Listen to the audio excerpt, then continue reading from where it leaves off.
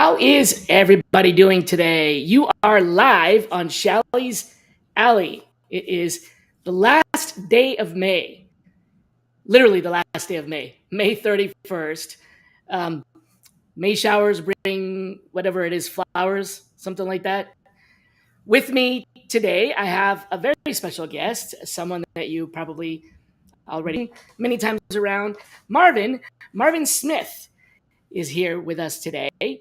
Marvin and I actually met a long time ago, many years ago, when we were both at Microsoft. Did we meet? Did we meet before Microsoft, or was that when we? That was first we met at Microsoft. I think it was Oh, 06? the night before a big presentation that you were doing with talent sourcing. Yeah. So there were a number of us, Jim Stroud and Glenn Gottmacher and people like that. All Yep. Cindy was there too. Cindy Davis. Yep. Yeah. So it was quite a who's who of Yeah. people that ended up really branching out in talent sourcing. Yeah. Jim and Glenn were actually part of my team when I used to run Yes. global talent sourcing for Microsoft. But your career spans long before that. You were in recruiting, similar to me in the 90s, and then you were at Microsoft for quite some time. Then you went to work at Bill and Melinda Gates Foundation and Lockheed, where you spent almost 10 years, I think. And now you're working for a bank, right? Is this the ECU is a bank? Right. A credit union, yeah. Okay. A little bit in a bank. So Marvin lives in Seattle. Is very well connected in the Seattle area, but he also travels a lot to do conferences in, all over the world, at Source Cons and Talent 42s. He's going to be presenting up at the Seattle Talent 42 coming up here. Marvin's always been kind of my guru, my go-to person for the conversion side of what we do. So let me explain for those that are kind of tuning in here. The conversion side is the where a lead becomes a candidate or a prospect becomes a candidate. So you've got this whole side of sourcing that is finding the right people, and there's an art and a science to that, identifying them and making sure that you're making the right, you're reaching out to the right people. And then there's the communication, outreach side of it, which is getting in touch with them, and that can be done via, many ways: calling, emailing, texting, etc. But that point at which they no longer are I used to call them prospects or suspect or whatever you want to call them, and they become interested in the role and they raise their hand. That is that conversion point of engagement. So it's getting people to respond. So Marvin's always been a good writer, and the messages and the messaging that he uses, but it's not just one single email. It's the whole combination, the whole cadence, the whole sequence, all of it. And I've learned a lot from him over the years. So I wanted to see what else has been brewing in that big brain of yours, and what have you learned lately? Last time we talked, you told me a little bit about incrementing messages, where each message has like a little piece of additional information to Mm-hmm. candidates. So you didn't just send them a giant paragraph, but like, let me tell you a little bit about the job, and then follow up with a little bit more and a little bit more. So I learned that from you some time ago. I'm not sure if it was 3 or 4 years ago. Since then, what other brilliant discoveries have you made in the realm of getting engagement from candidates? It's I think that the work over the last, let's say, 15 years is really focused on better understanding our target talent audience and what makes them tick. It really is all about them and not so much about us. And so my biggest takeaways from working in building communities of talent that were segmented, I guess is the best way to think about it, by different affinity groups. really taught me a lot about, how to relate to them, the story we want to tell about the job, and those kind of things. So, uh, for the first time in a long time, I'm in a leadership role, and I'm working with a small team of what we think of as talent engagement. BECU is one of the largest community-based credit unions in the U.S. We operate in 7 states, including Georgia, and part of our challenge is to be able to tell the story of the ECU and where we're going, and connect with different talent audiences, whether it be tech or whether it be operations and finance, fintech, those kind of things. So a lot of it is about the messaging and about engaging people and connecting them to our story. Um, So really, it's not what you say. Well, what you say is a good part of it, but it's not all about what you say. You can't just persuade someone with your words. It's also connecting to that individual and connecting that individual to your organization's story, as you call it, right? So it's more than the right. content. It's the content, the context, and and that person, the individual. It, so let's imagine we're looking for a software developer, and we have all this information out on Stack Overflow that has done all this survey information on what people want. Mhm. Uh, I learned at Lockheed that we could take that information and combine it with, or use it alongside the internal surveys of software engineers or software developers at Lockheed about what they really liked about Lockheed. So it really comes down to values and purpose and those kind of things. And the same thing is true at BECU. We're able to take the kinds of things that are valuable and purposeful here and try to identify use the story of those to attract the people, regardless of whether it's tech or operations and so forth. So, it's competing not so much on compensation, but competing on the other aspects of the job. We have remote work. We have a lot of different things that drive people and attract people. So it's telling those stories. So how do you connect an organization's story with candidates at scale? Like you can't necessarily tell a different story to every single candidate. There would be a lot of candidates. So what's the secret Yeah. to making the story be, um, I don't know if convincing enough is the right word, but be personal enough to where there really is, something for that individual? I think for us, it's diving into even getting as specific as what generation the person is. So a lot of Uh, times we're looking for a millennial person now because millennials are now 40 years old, so they may have 10 or 15 years of experience. So what kind of values did the older millennials, what are they looking for?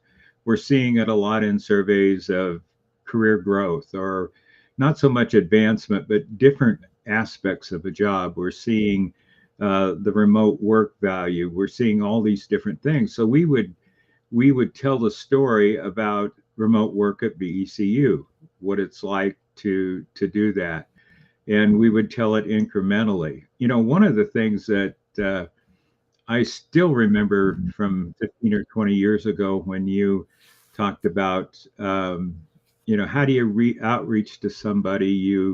You may send an email, you may send an in-mail, you may make a phone call. So it's using the different mediums, I think, that are available to get somebody's so attention. the story And slightly varies based on the medium. right, But also, yeah, it seems like you have to really segment your audience. So you're not sending the same message to older millennials that you do to younger millennials, or right. so your story, or the part of your story that you tell, is conditional on the segment of population you're telling it to. Right. Yeah, absolutely. So, you know, if I'm looking for, a aerospace engineer or a probably more likely a software engineer that has clearances and so forth, that message is going to be distinct and unique to a group of people. So I try to pick a topic or something that would be important to them based on what I read about in the surveys that tell us what people value. So it's it really worked. It was something there was a small team of us at Lockheed that did a lot of experimentation with that, and it just worked really well. So So it listen was. to surveys, like gather the intel on survey says, and then craft your story around that. I have a question that is starting to get really in the weeds here. You know me though, really tactical. How do you? It's easy to segment by job title, right? If you have software engineer and in the job title, they're definitely that segment of population. But what about the other intangibles, like their generation, whether they're millennial or how do you track that? Do you have lists that you build based on when you source them and add them, or do you have tagging? Do you have Well, we well, you do it carefully. yeah right.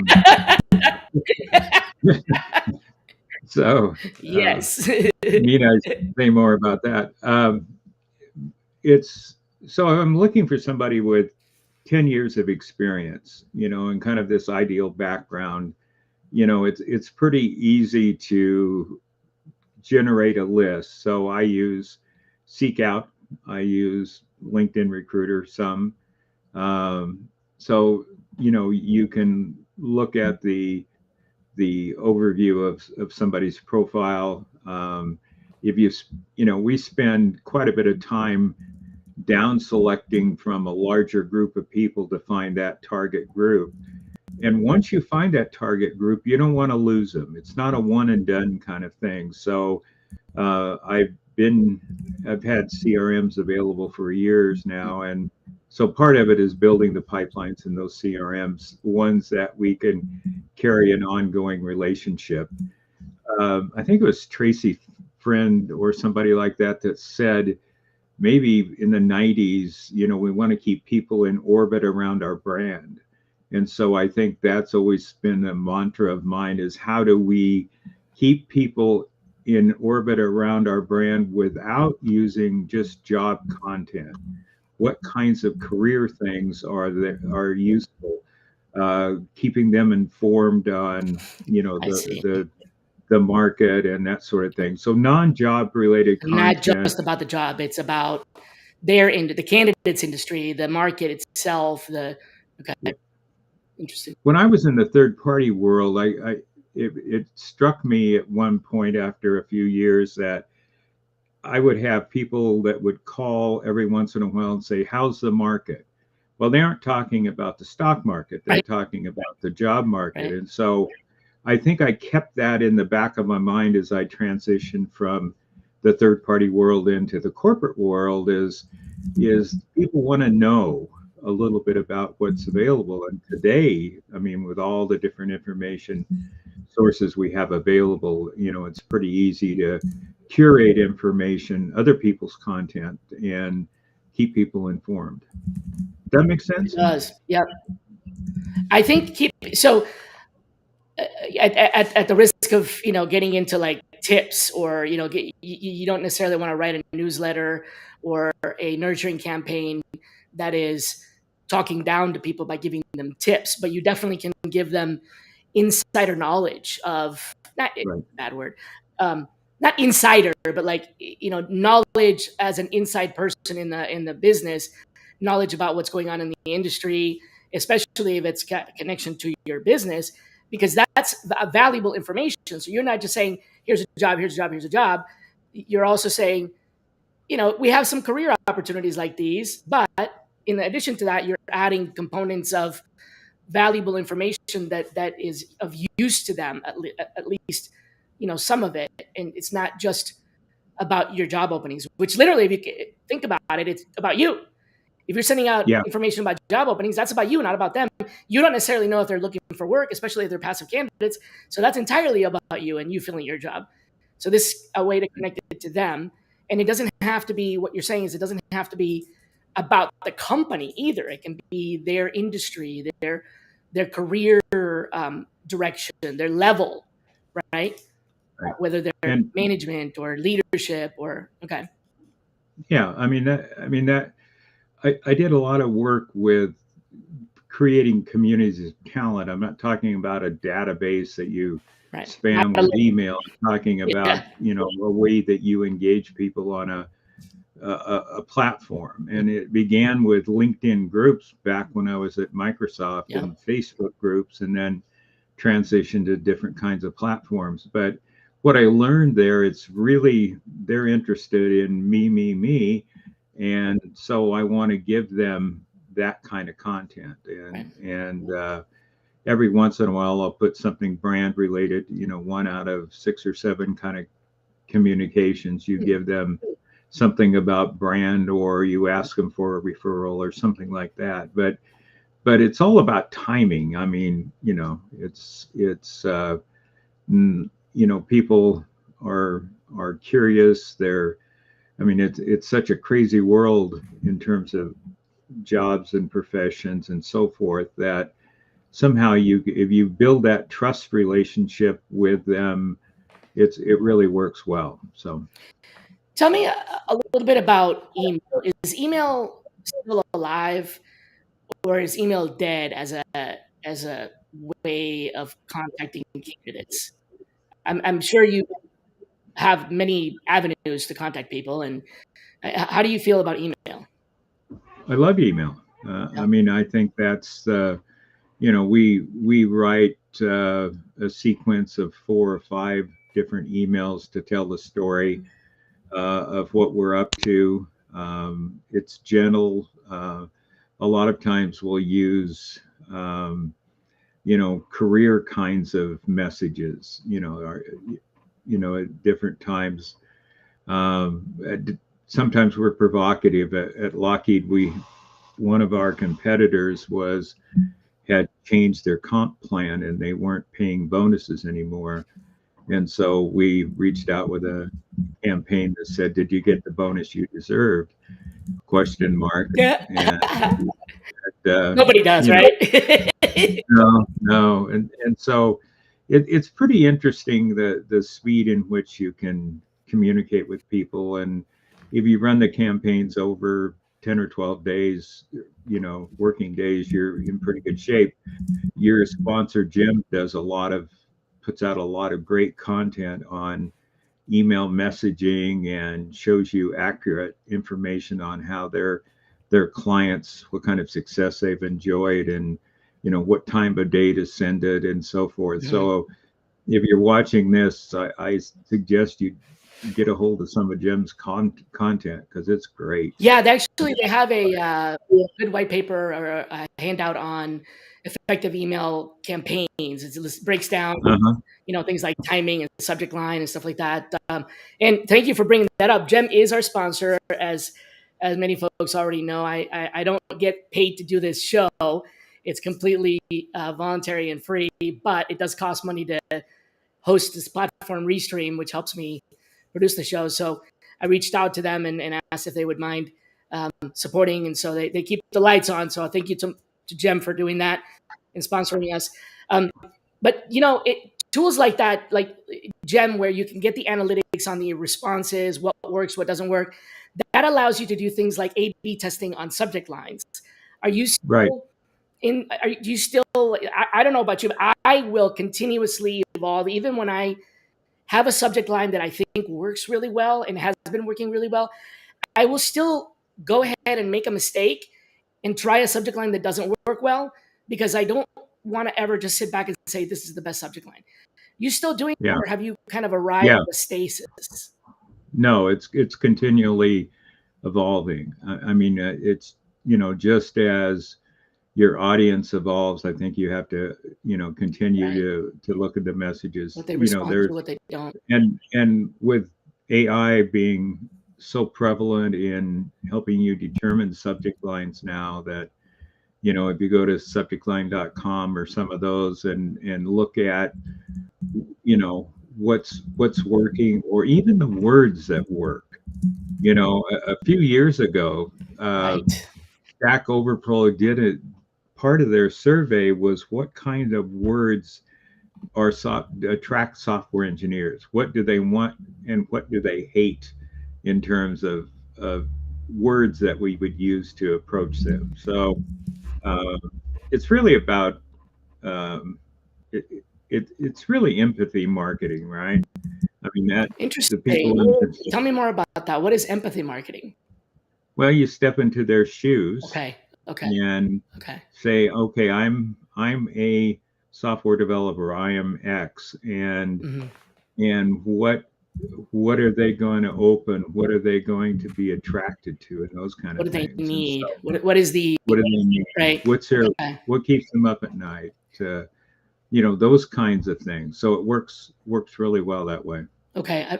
Honestly, that's empathy marketing is a new term, but I understand what you're talking about.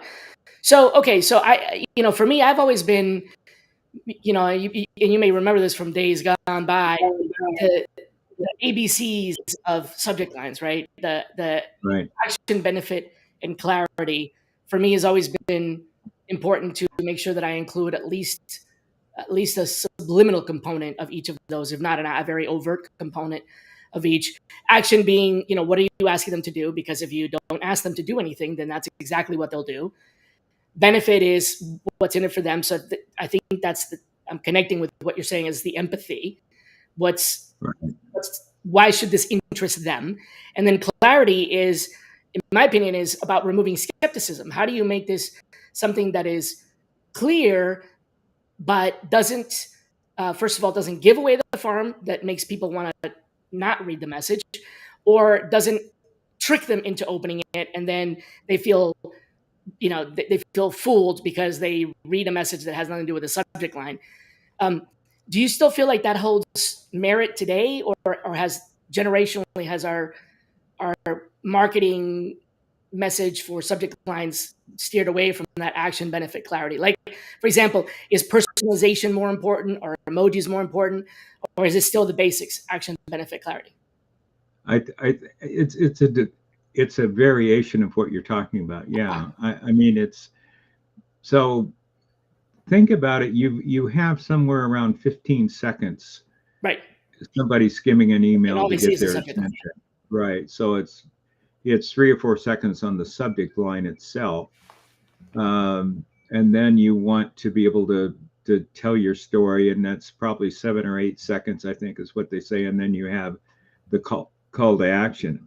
What I see that's maybe wrong or could be improved with a lot of emails that I see is people start by introducing themselves and say, "Hi, I'm such and such, and I work for such and so forth."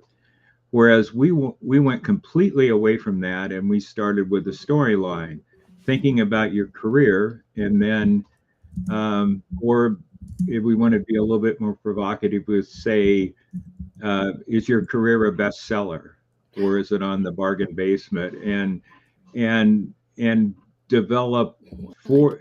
So we think about it over 4 or 5 emails, all on some variation of that, and what we did at Lockheed was we invited people to have a conversation because, the top complaint of people looking for a job is no one will talk to me. They want to have me answer all these questionnaires. And so we went right to, a calendar invite or access to our calendars. And so it really helped. We're always testing. Different audiences have different customs and different industries and so forth. But we really put a lot of pride in thinking about the audience, kind of what makes them tick and what do they value, and then writing off that. So Okay. So let's take it into, we've got buckled in on buckled down on the subject line, and empathy recruiting relating to their needs, not just for the career, the job, but other things. How about segmenting? Um, there, a long time ago, there was a lot of talk about personas, which is Right. borrowing from marketing and sales. Um, and this is I'm probably delving into actual talent marketing, which is a whole nother space. Talent marketing, it means what goes on your career page, what goes on your job postings. You and I are talking about engagement, which is like, day in the life, rubber meets the road. We're talking to candidates, versus marketing is more, ongoing concern, long term, long tail. But still, when it comes to that, are the personas, like, for example, for diversity candidates, at the risk of, you know, inserting foot in mouth, let's say that you are trying to attract, or you have a campaign to attract more Hispanic candidates. Would you tailor your messaging to the components of your benefit plan that are more, like, if you did a survey of a Hispanic audience and found out that Hispanics are more attracted to certain benefits, like, I don't know, elder care or education reimbursement? Would you market in your messaging? Would you include that highlight instead of, say, the other, maybe for a different type of population, highlight career or mentorship or longevity, whatever? Do you go into that, like, psychological side, or is it Yeah. more professional Yeah. related? Oh, I think it's, Both. I think you try to do it all. I mean, if I have 5 messages, I may feature one of those, you know, on a specific benefit that would be, um, be important To, to a group right. of people. Somewhere there's some data that said that it takes female candidates or prospects 17 days longer to apply for a position than it does a male. And so one way I tested that was, before I segmented the female candidates out and messaged them 20 days before I messaged the rest of the group of people. Right. So a lot of times it's taking all this data that's out there and saying, well, if this is true, Right. then let's do it this way. And So you and so the trying timeline, or perhaps the days that you send them email, or the time of day, based on what you learned from the yeah, market research or the demographics. Do you ever do your own market research for understanding your audience? Uh, you know, some, yeah, okay. yeah, some. Um, Depending on whether I can get a statistically valid sampling, yes. One of the first things I did before I knew any better at Lockheed was to take a group of people that had clearances and survey them. I was curious about what their motivations were, and it served me well. And no one had done that. So, I was aiming at an audience, and I was testing several assumptions that I was told going in the door. Not all of them were true. Like, what made you respond? What made you apply? Yeah. What attracted What you what about this? Okay. what do you know, do you is it what part of your career is more important? If why would you change badges from? And I know you did some work for Lockheed Mhm. years ago, and so I mean, you kind of get a sense of the culture and what it was like, and some of the talent that was there, and so it was very useful to do that. But recruitment marketing to me is really about the talent brand, and it's always stuck with me that talent brand is what your employees and what your job candidates say about you. You can't control it, Right. but you can influence it. And so the recruitment marketing person that is on my team, um, that's really what he is concerned with, is looking at this internal sentiment, looking at the external sentiment. What was that experience like, and how can we make it better? How can we change our processes, and how can we leverage automation so it pulls automation in to think about the communication we have with people. And obviously there's some limitations that we might have on different ATS systems and so forth, Right. but Right. it's it's Technical. really part and integral to the talent engagement process. So that role really feeds a lot into what we're trying to better understand about to be empathetic with the target audience. Um, so Yeah, so we got survey data, external, your ATS, your CRM could provide. There could be, market data. There's your own kind of questions you could even ask candidates when you actually start talking. yeah, What interested you about this role and things like that. And then you have, you test assumptions about things that are maybe generational or demographic, geographic. For example, hmm um, people might be more or less interested in the company because of its location.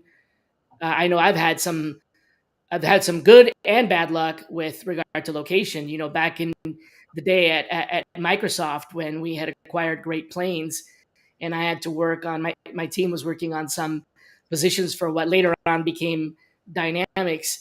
It was locations in South Dakota. Wait, South Dakota or North Dakota? I think North Dakota. That's right. Yeah. I'm glad I thought that.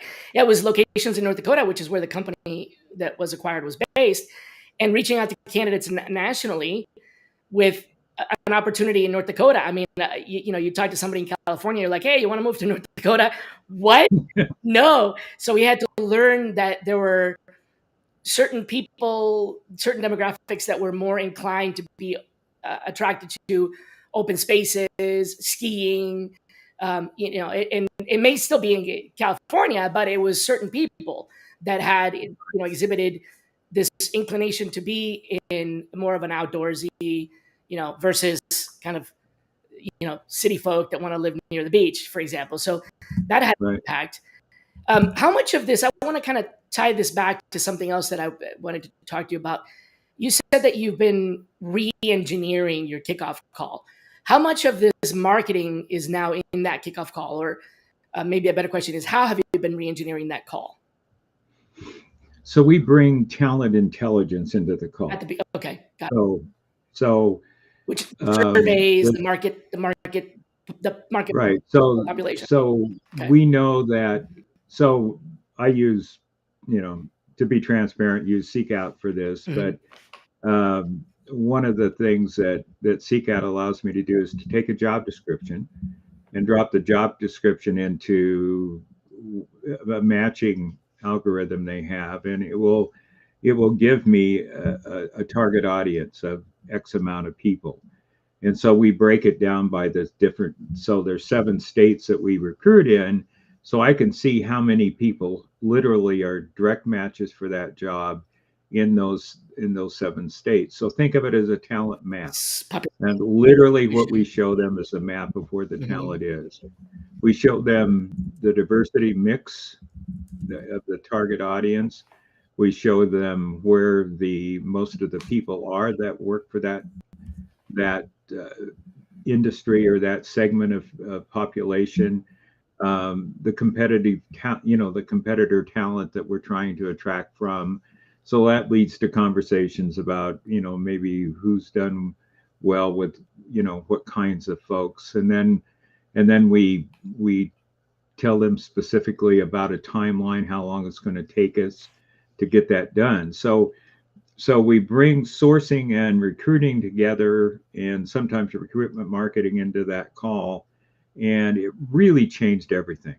I mean, I bet. from going from having kind of a negative perception from talent acquisition, just in a short while, we really changed how we were perceived. Suddenly, we were strategic partners. We're bringing insight that they haven't seen before, and it really was valuable.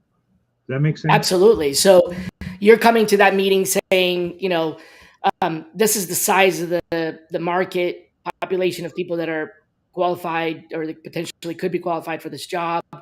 This is their demographics, their income. So we might need to adjust compensation. The market pressure, how many jobs are open versus how many Right. people are there. So like, is it 10 jobs per person or 20 jobs per person? How much competition is there for that candidate's attention, if you will? Maybe, I don't know, supply and demand, education. Do you also Yeah.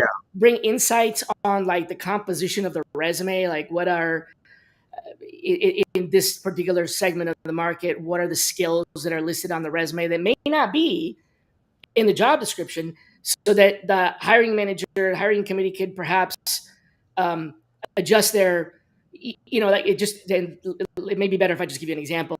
So, I had a challenging position that I was, a client had brought me in to advise on, and they were having a hard time finding people because of the particular skill set.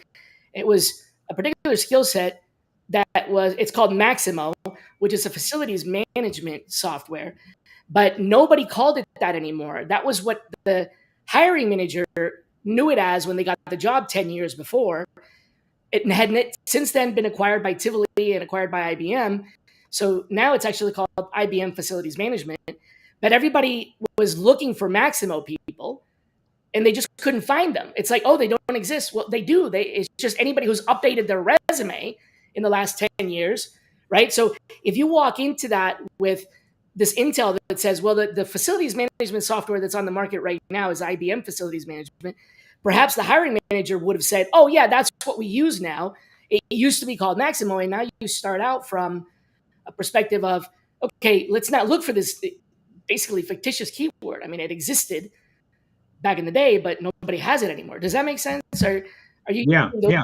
We a pinpoint? little. We kind of touch on that. Probably not as in depth as you're doing, but or suggesting. But we talk about the skills, and so when you see the talent map, Mm-hmm. the information we get back from the vendor says there are this many direct matches and there are this The many others. partial matches, and so we springboard that, we use that to talk about the skills and the specifics of it. Two other things that I think deserve mentioning. One is we rewrite every job Um, or turn it into a job ad, so we use AI to do that. Rather than I post the don't know, job as a job, you're actually making it and a job ad. yeah. So I remember Lou Adler years ago when I was at Microsoft, was selling me the benefits of having a job profile, and I said, Lou, I love it, I believe it, but it doesn't scale. We had 274 openings for SSTETs that all read the same way, and it was hard to do that. So Oh, anyway, now you can scale it, and it just takes a few minutes to do that and with the rewrite right it for prompt. regionals and Yeah, and that works really well. The second thing we're doing is we're bringing some of that target talent sentiment into the conversation. So we'll bring in survey information from McKinsey or whomever that talks about what people are looking for, so that we can use that to tie back to the team. So if people are looking for these 4 or 5 things, we then, part of how we're gleaning that information to tell the story of the job is this is what it will mean to you if you take this job.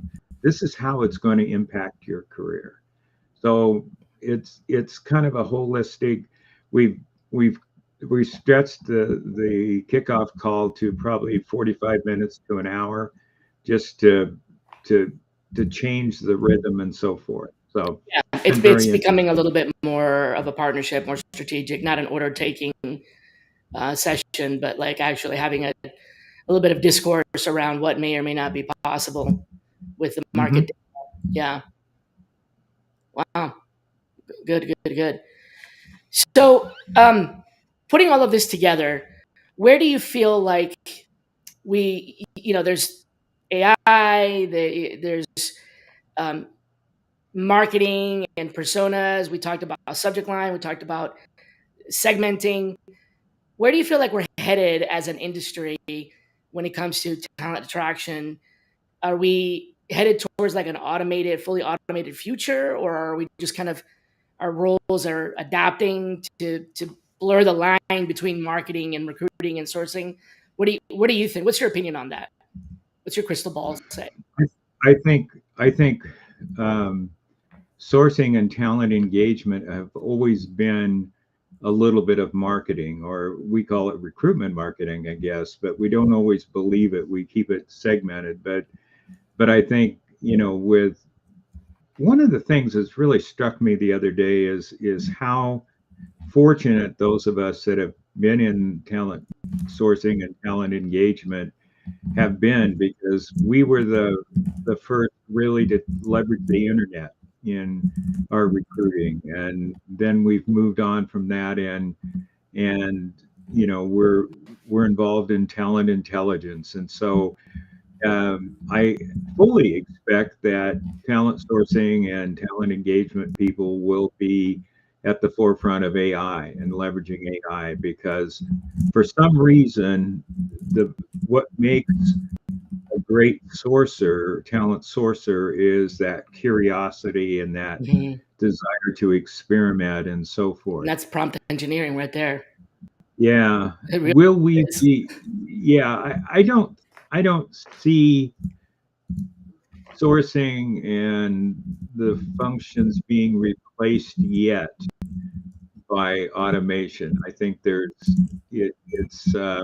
I probably land in the school that we need to learn how to use it, how to leverage it, We'll and be pioneering it and getting and learning how to do, and we'll be the ones that are running that behind the scenes. But right, it's not going to shift the jobs. Okay, that makes sense. right, yeah. I mean, because at some point we still need that relationship, right? And so we're going to learn how to do things faster. There's a lot of bottlenecks out there. You think about, the right now, the biggest challenges I think in recruiting, for the people that are running ads, is they're getting 3 to 4 times more ad respondents than they've ever gotten. And so it's clogging up the system. And so, automation needs to stack rank those people and be able to move, disposition the people more quickly that aren't part of aren't the best qualified for the job, and communicate that Mm. and move on, and spend the time building a relationship with the people that are the best fit. In talent sourcing, you know, so much of the technology is built on LinkedIn public profiles. And as people are more concerned about the lack of information that's going to be readily available for us, it's going to take a long while before AI is going to be able to parse that data. So I don't know that there's enough. AI turned loose on resumes is great, but it turned loose on sparse data and profiles probably isn't that Right, great. it's going to be integrating or analyzing missing data. Yeah, missing information, a lot of missing information, a lot of gaps left behind. That's a very good point. Right. I often thought about that with regard to LinkedIn profiles, because from the very beginning, it's a great place to find people, but it's not really necessarily the best place to identify strengths and competencies. Like, for example, I've many times over the years tried to use the years of experience search, but Mm-hmm. it's just always off by huge margins. Like, either you'll end up with, you say someone that has at least 5 years of experience, but it turns out the first 4 years was before college and or during college, and so they Right. really have 1 year of professional experience. Or the other one that I run into a lot is somebody that's only put their last two jobs on there. They have 10 years of experience, but it only shows as if they had 2 years because they got their last, they put their last. So that missing information that wasn't even taken into consideration in the gathering of that data. When you search for people with more than 5 years of experience, you're eliminating those that only have one but look like five, or those that have 10 but look like five. And so it's not really five, is it? Right?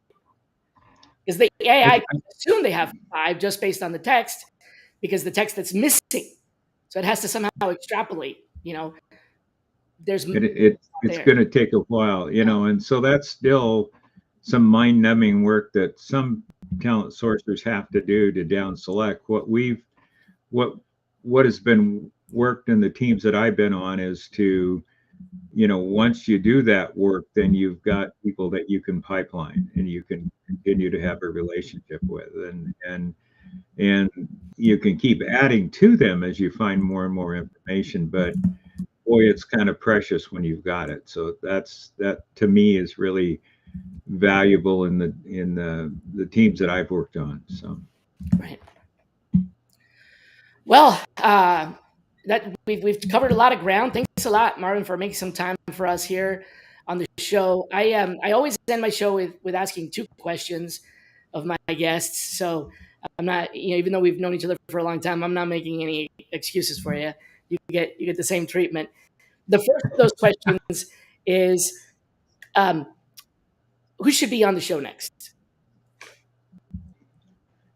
You are interviewing one of my teammates in a couple of weeks. Chris Carver. Yep, beat you to it. Yeah, you did. He's the real deal. He's humble. He's curious. He's energetic. He's going to be quite remarkable. He's really a rising star, in my opinion, in talent sourcing. Who should be on your show? Doesn't mean they'll accept the invitation, but at least they'll try. Right? How about, have you spoken with Todd Davis lately? It's been a while, but he was here, yeah. Okay. Adam Kovacs? No, that's a good one. Okay. Right now, he's Adam and has taken over something that I was a co-founder of called Sourcing 7, wearing wearing the shirt. Shirt today, yeah. And so he and Todd reformed the nonprofit and are carrying it forward. So in Seattle, this is the second event that's coming up in June. It's down at Madrona, and so what Sourcing 7 does is basically go to a business and they host us, and we provide some light food and we network and we have presenters. So the presenters we're having this time is Carmen Hudson, who is quite remarkable in our space, obviously, and we're having two DaCostas, Jeremy and Dean. So it's kind of a family affair. So we have no idea what Dean will present on, but Carmen, I think, with her book out on recruiting, and I think really has some valuable things to say. So we're excited about that. It's still not the size it was pre-pandemic, but it's well organized, and we're also added the digital piece to it, so it's being live streamed, and so we'll have probably 2 or 3 times the number of people in the audience because of the availability to watch it digitally. So but anyway, yeah, Adam would be great. He's on it. Amazon, Talent Intelligence. He's really got it going on. Yeah, actually, I follow him on Talent Intelligence a lot, so that's good. Well, the last question is probably a bit of a doozy, and I like popping it right at the end and really getting people thinking. Many of our listeners actually catch the shows recording on the weekends and things like that. So I want to give people something to think about. What would you have them ask themselves. So, what do you, in other words, what would be something that they should mull on or deeply think about as they contemplate our conversation today?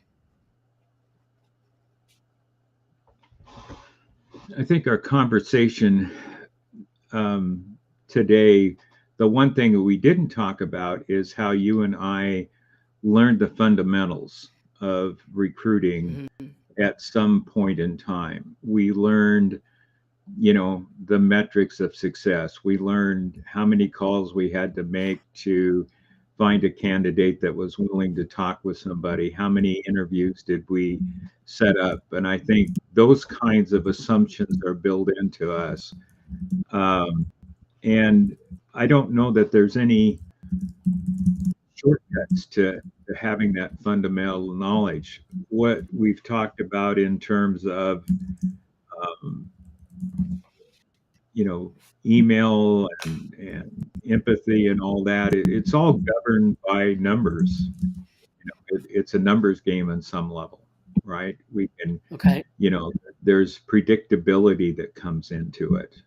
And I think, as you think about the processes you're going through and thinking about where you can improve those processes with AI or the tools that are out there, what kinds of issues need to be solved, how it flows together, and at the same time remembering that it's not so much about how to make yourself more convenient, but how can you impact your target Team. audience is thinking about it's all about me. How Oh, okay. so in So other how words, can you, so think about how you can use this new technology to impact your audience, to make it about them. right. So Okay. it really is truly about them and has been since 2005. I think that's what happened with one of the first aha moments on the internet was, it was a place where we connected together and experimented and surfed it, and then suddenly it became communities and affinities of different groups, and then all of a sudden it became somewhere about 2010 or 20, it became all about what's in it for me, and that hasn't changed. So for the last 15 years it's really been, how do we crack through that? So Okay. Awesome. Thanks a lot, Marvin. Appreciate it. it's good to see you again. Yeah. Yeah. Good to see you too. Break a leg up there at Town 42. Oh, theoretically, not No, literally. Thank you. theoretically, yeah, definitely not. All right. Well, hey, thanks, All right. everybody. You heard it here. We're going to have a very special guest coming up. That's actually on the 21st, Chris Carver. But up next week is Susie Tonini. Remember Susie? I do. Yeah, Yeah, she lives not too turned far into, from here. Yeah. yeah, that's right. She made the transition from sourcing to something very similar, but in corporate marketing, which is competitive intelligence. So we're Yeah. talking about that. So tune back in next week. Until then, be kind to yourselves.